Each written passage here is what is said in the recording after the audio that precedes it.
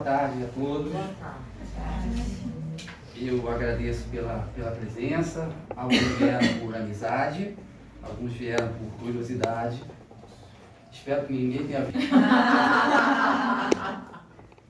Meu nome é Marcos Alvito e eu sou charlatão literário desde 2016.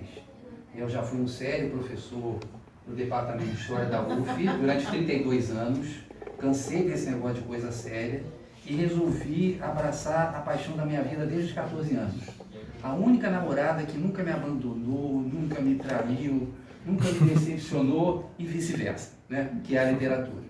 Eu comecei a trabalhar com leitura literária, né? Não aula de literatura, falar de romantismo, realismo, mas sim ajudar as pessoas a lerem, que é o que eu sou, eu sempre fui um leitor, né? Mesmo na história, eu me valia da minha capacidade de leitor, de interpretar textos, etc. Tá? Então, eu resolvi, para hoje, né, propor uma degustação literária do 100 Anos de Solidão, um livro de 1967, do Gabriel Garcia Marques, que ganhou o Prêmio Nobel em 1982. Tá? Mas antes de falar propriamente do livro, eu queria fazer uma pergunta a vocês. Inclusive, tem gente de psicologia aqui, essa pergunta é até perigosa. Vocês sonham? Sim. Vocês lembram dos seus sonhos? Às vezes sim, às vezes sim. Tá. Então, falando do onírico, do sonho daquele de dormir, assim. Sonhos, sonho. Tá. Então, guarda isso aí que a gente já volta. Quando minha filha tinha 5 anos de idade, nós fomos a uma exposição do artista britânico Henry Moore, né, que é um famoso escultor. Vocês podem ver na primeira página essa escultura dele aqui. E exatamente diante dessa escultura, que é uma escultura absolutamente monumental, ela tem 1,83 m, mas se vocês somarem a base, 1,83 m mais a base, vai dar mais de 2 metros, como se ela viesse até aqui, tá? E ela é feita em mármore. Eu estou chamando a atenção do tamanho e do material, porque na arte, né, a forma é um conteúdo. A forma comunica o conteúdo.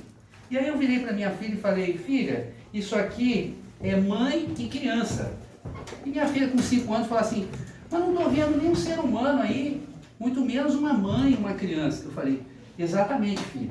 Você não está vendo nem a mãe nem a criança, você está vendo o sentimento de acolhimento entre mãe e criança. Então, a arte, ela comunica o quê? Aquilo que a gente sabe que existe, aquilo que a gente sente, mas aquilo que a gente não consegue expressar de outra forma.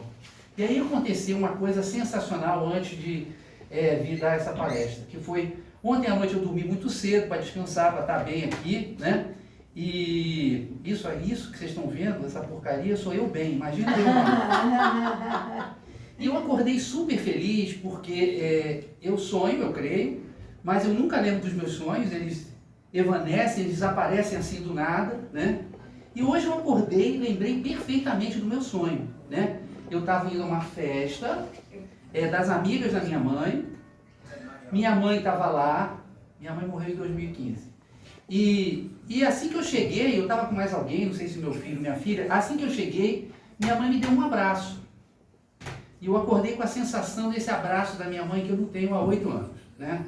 Então eu lembrei dessa conversa que eu tinha tido com a Kay, né? E exatamente esse abraço da minha mãe, que eu não consigo comunicar em palavras, vocês podem imaginar, e que a arte é capaz de expressar, tá? Mas todas as artes são capazes de expressar, não só a escultura. Agora imagine uma outra cena, sair desse negócio de mãe, que eu quase chorei, logo no começo, coisa terrível. Nem parece que eu tenho uns 2 ou 3 anos de experiência com aula. Então, tem esse problema das piadas que a gente faz e ninguém ri também, isso é um problema sério. Mas enfim, imagine uma vila, uma pequena vila de 5.500 habitantes, no norte da Espanha, tá? Uma vila bonitinha e tal. De repente, do nada, surgem 24 aviões. Aviões alemães e italianos. 3 italianos e 21 alemães, né? Aviões de diversos tipos. Desde os aviões que jogavam pesadas bombas incendiárias nessa vila, né? Até os caças, que mergulhavam e metralhavam todas as pessoas que estavam tentando fugir dessas bombas maiores, tá? Como explicar o horror dessa vila que teve mais de 300 pessoas mortas e não sei quantas pessoas feridas? Como explicar essa vila que naquele momento estava basicamente com mulheres e crianças, né? Porque os homens estavam lutando na Guerra Civil da Espanha. Como explicar esse horror? Como a gente imaginar uma coisa dessas, né? Impossível imaginar. Mas a arte expressa. O Guernica de Picasso. Ela expressa a dor, ela expressa o sofrimento, a surpresa, né? Ela expressa o desespero. A arte consegue expressar aquilo que nenhum historiador pode contar quantos aviões foram, pode contar que esses aviões bombardearam durante 3 horas e 15 minutos, pode dizer quantas pessoas morreram, pode falar quais os prédios que foram destruídos, mas ele não teria a menor noção do que foi experimentar esse que foi o primeiro ataque à população civil usando bombardeiro na história da humanidade, contra uma vila de 5.500 pessoas.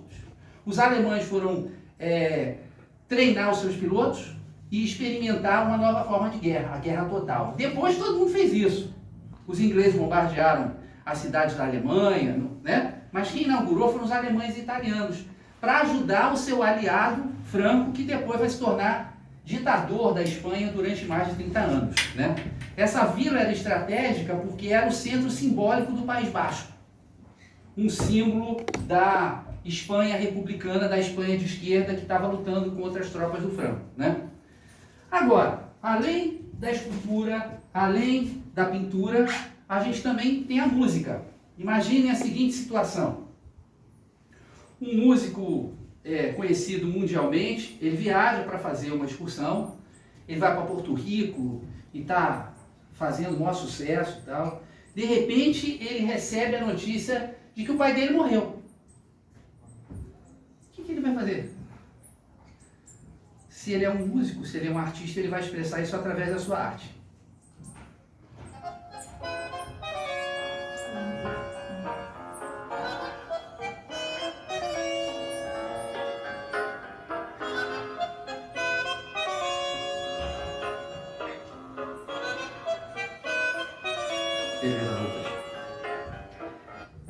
O músico é Astor Piazzolla. O pai dele era chamado de Noninho. Então ele fez essa música que se chama Adiós Noninho, né? Esse desespero da perda do pai, que era conhecido de todos, muito querido de todos, sobretudo do filho, né? Mas, além dessas artes, nós temos a literatura. Agora sim, isso foi o prólogo. Agora a gente entra de verdade no nosso tema, só para mostrar que a arte é capaz disso, né? Então, primeiro, eu queria fazer a seguinte pergunta para vocês.